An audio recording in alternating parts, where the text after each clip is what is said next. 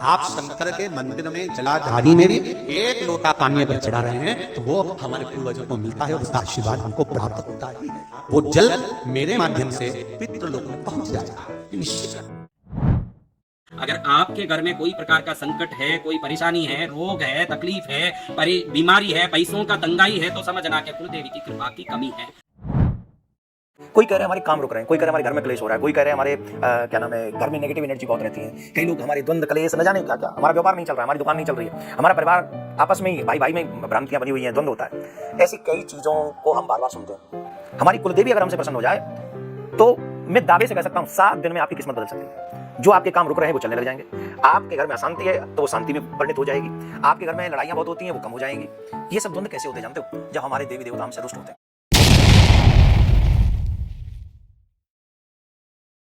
नमस्कार दोस्तों, आज का जो हमारा विषय होने वाला है वो है देवता कौन है। हम इस पर चर्चा करेंगे कि भारत देश ने आखिर देवता शब्द का क्या अर्थ बना लिया अपने जीवन में और किन्हें देवता बोल दिया। यह बात जाननी हमारे लिए अत्यंत जरूरी हो जाती है, क्योंकि आज जितने शब्दों का हमने अनर्थ कर डाला है उनकी तो कोई कल्पना की ही नहीं जा सकती। लेकिन देवता जैसे शब्द को भी हमने मलिन कर दिया। आज का जो समय है ना, आज इंसान जो है वो अपने पितरों को, जो मर चुके हैं, उनको ही अपना देवता मानने लग गए हैं। वो इनकी देवताओं के रूप में मूर्ति स्थापना करते हैं, ईंटें लगाते हैं और उनकी पूजा करते हैं।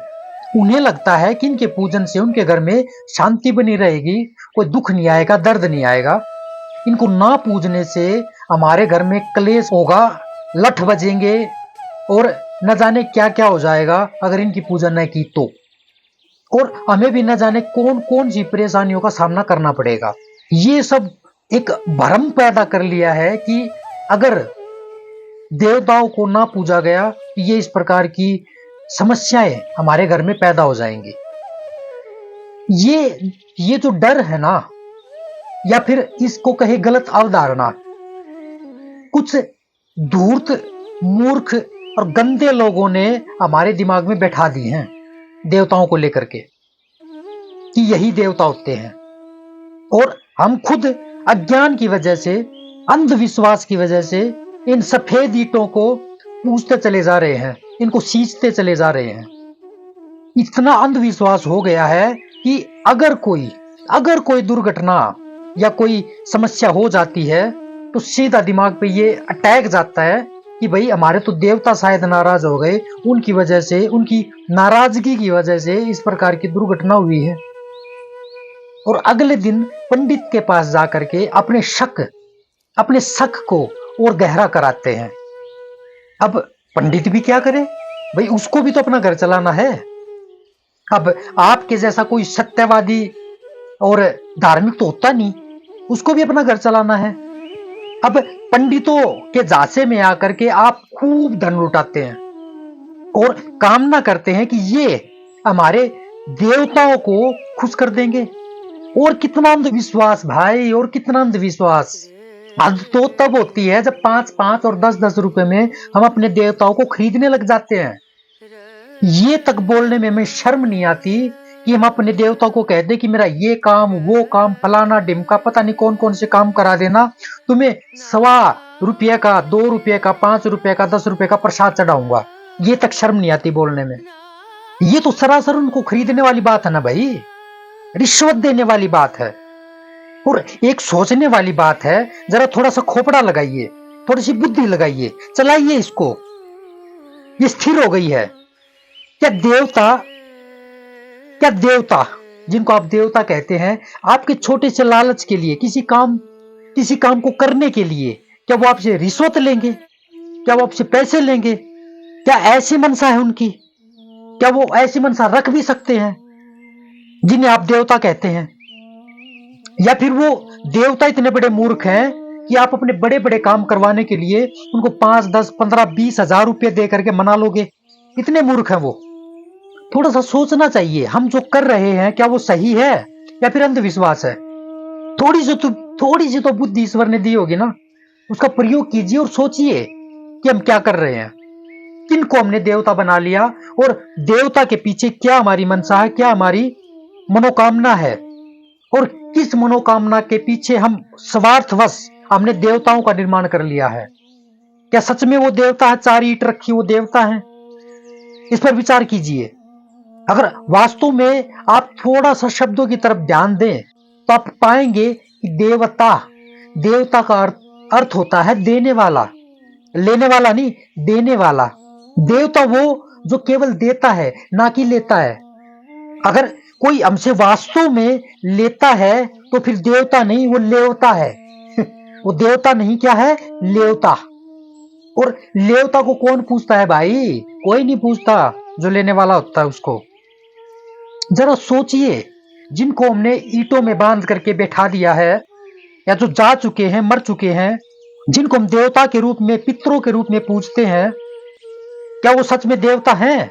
और चलो मान लेते हैं वो देवता हैं, तो ये जो हम अपने जीवन में प्रयोग कर रहे हैं वस्तुएं, घर, मकान और न जाने क्या क्या, ये उनका तो दिया हुआ है, वही तो दे के छोड़ के गए थे। वो जीते जी जब वो छोड़ के गए थे तभी तो ये दे के गए थे, तभी तो देवता हुए। दे के गए, लेके नहीं गए कुछ भी साथ, दे के गए।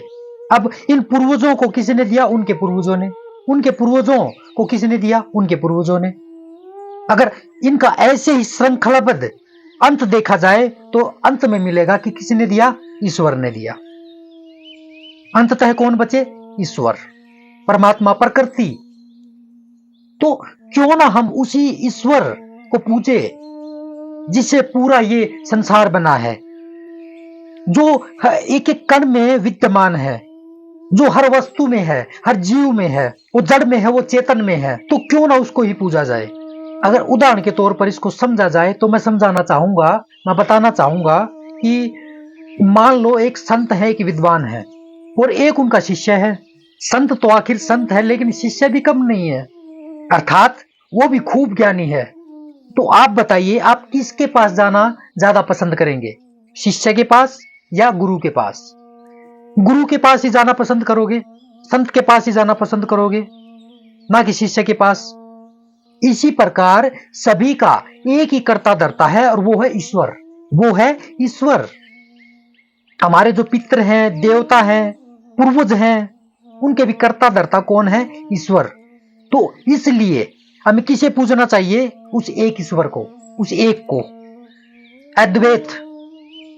चलो फिर भी अगर पितरों को, देवताओं को पूजना ही था तो हमने उनको पहले क्यों नहीं पूजा जब वो जीवित थे? उनकी जीवित अवस्था में हमने कुछ किया ही नहीं, अब मरने के बाद हम उन्हें पूजने चले हैं। वाह! और ये सोचकर कि वो हमें कुछ दे देंगे। तो मैं बताना चाहूंगा कि आप भ्रम में हैं और आपकी पूजा बिल्कुल भी नहीं लगेगी, कुछ भी नहीं मिलने वाला आपको। तो उनके मरने के बाद भी उनसे ये लालसा है कि उनके मरने के बाद आपको कुछ मिल जाएगा, कुछ पालोगे। बड़े स्वार्थी हो, बड़ा स्वार्थ है इस देवता बनाने में, इस पितर बनाने में, इस मूर्ति बनाने में, इन ईंटों को रखने में बड़ा स्वार्थ है। इसके पीछे गहरा स्वार्थ है। और स्वार्थ और देवता का कोई कनेक्शन नहीं बैठता। तो इसलिए अगर पूजना ही है ना, जो जीवित है, जो आपके सामने है, उनको पूजिए ना। कम से कम उनसे आपको और कुछ नहीं तो कम से कम आशीर्वाद तो मिल ही जाएगा। उन जीवों के ऊपर आप दया करिए ना, जो एक ईश्वर ने बनाए हैं। खाने का अलग से उनको चला हुआ है मामला, वो भी देवताओं के नाम पे। उनको काट के चढ़ाने की अलग परंपरा है, वो भी देवताओं के नाम पे। कितना अंधविश्वास, कितना डरे हुए अपनी जिंदगी से तुम लोग। और काटते भी उन जीवों को है जो बेचारे बिल्कुल बिल्कुल निसहाय हैं, जो बेचारे घास पात खा करके जिंदा रहते हैं। काटते भी उन लोगों को हो। उनको काटते हो अपने स्वार्थ के लिए, अपने पेट के लिए, अपनी जीभ की ग्रंथियों को तृप्त करने के लिए। और कमाल है, उनको भी देवताओं के नाम पे काटते हो। इन सब के अतिरिक्त इस दुनिया में 5 देवता हैं जो वास्तव में देवता हैं और हमेशा सभी को समान रूप से लाभ भी देते हैं।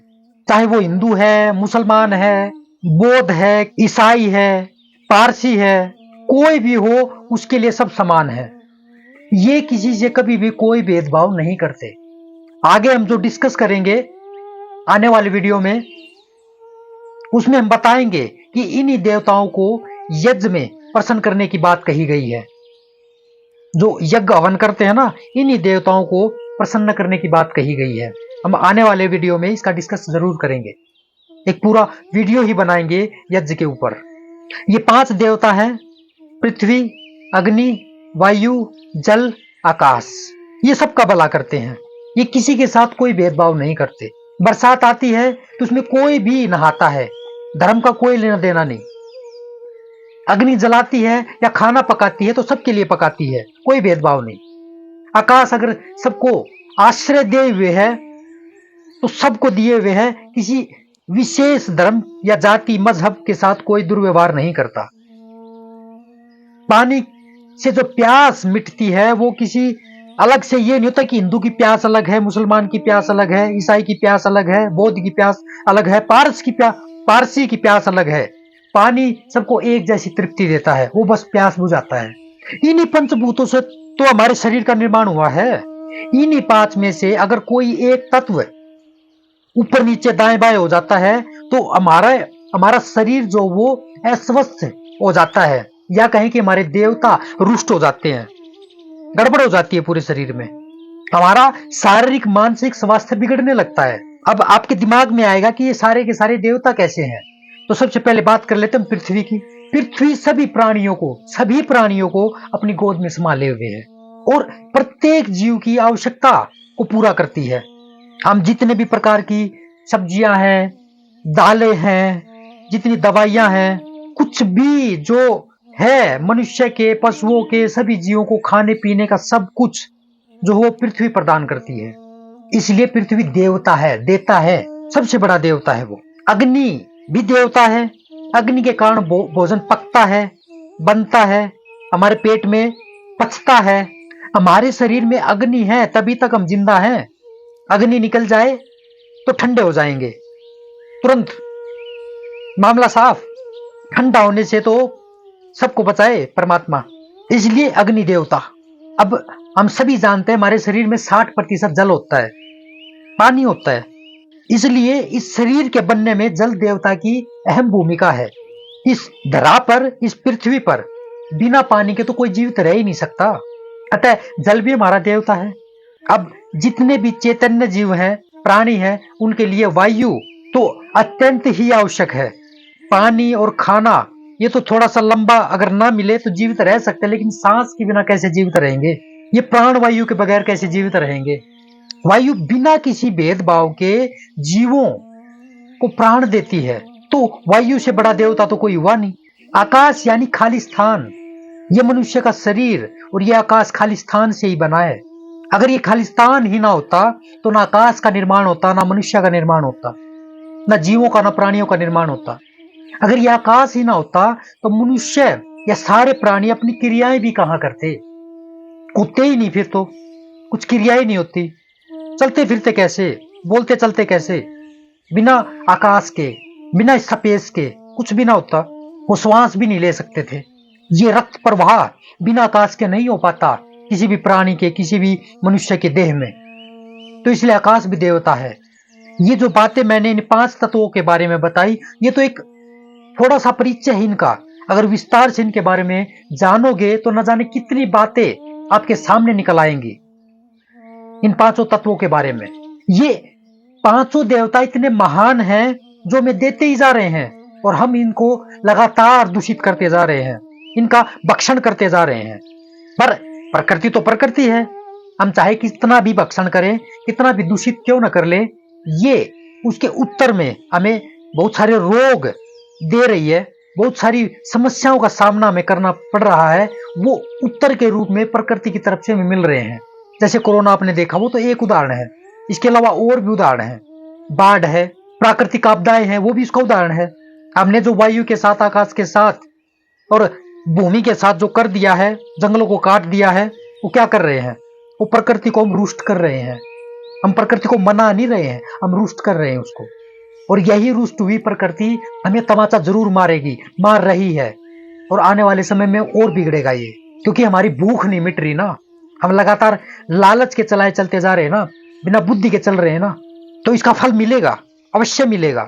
इन्हीं रोगों के कारण मनुष्य की शीघ्र मृत्यु हो रही है। तो हमसे बड़ा ज्ञानी कौन है? कोई नहीं। इसलिए रोजाना में यज्ञ करके इन देवताओं को, इन पंच देवताओं को, इन प्रकृति के 5 तत्वों को हमें जानना चाहिए, समझना चाहिए और अपनी बुद्धि का प्रमाण देना चाहिए। यही यज्ञ है। और ये समझना चाहिए कि हमारे कार्यों से, हमारी लालसाओं से पृथ्वी के ऊपर ऐसा कोई भी कार्य न हो जिसे 5 देवता रुष्ट हो जाएं। यही है असली देवता हमारे। वो ईंट जोड़ के वो बना रखा है, इससे कुछ हासिल होने वाला नहीं है। सबके पूर्वज, सबके दादा परदादा देवता बने बैठे हैं। एक दिन आप भी देवता बन जाओगे। अब अभी कुछ नहीं दे रहे आप, मरने के बाद क्या देंगे? इसलिए देवताओं का असली महत्व आप समझिए, कौन देवता है उसको समझ करके आगे बढ़िए और आप अपने आप को भी बचाइए, अपने आने वाली पीढ़ी को भी बचाइए और इस पृथ्वी, इस प्रकृति को भी छोड़ दीजिए। इसको भी छोड़ दें, इसको भी अपना जो इसकी संरचना है उसके हिसाब से चलने दें, इसमें उंगली ना करें। यही रुष्ट होना है देवताओं का, यही उनका आग बबूला होना है, यही क्रोध में होना है, यही रौद्र रूप है प्रकृति का रुष्ट होना, यही दुखों का अंबार है। समझिए इसको, यही है असली देवता। इन्हीं सभी बातों के साथ जय हिंद, जय भारत, वंदे मातरम।